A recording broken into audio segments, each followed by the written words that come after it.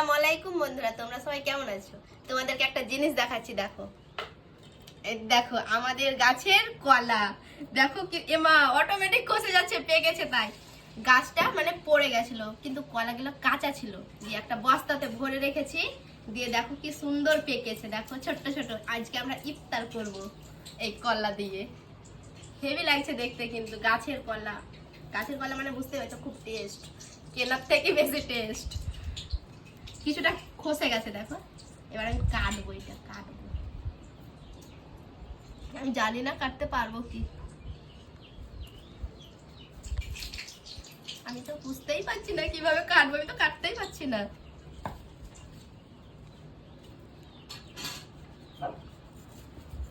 এই দেখো আমি কি বানিয়েছি, চপ আর বেগুনি। এদিকে চপ বেগুনি বানিয়ে নিয়ে চলে এলো। গলাটা কেটে নাও, আর আমি চপ আর বেগুনিগুলো বানিয়ে নিচ্ছি। তুমি আমাকে দেখাচ্ছ? আমি তো ভালো করে মাথায় কাপড়ই দিইনি। তো কি সুন্দর হয়েছে দেখো, একবারে ফুলকো ফুলকো, একবারে কি ফুলে আছে, লুচির মতন হয়ে গেছে। দেখো মোটা মোটা হয়ে গেছে, খসে যাচ্ছে, অনেকটা পেকে গেছে, তো তার জন্য খসে যাচ্ছে।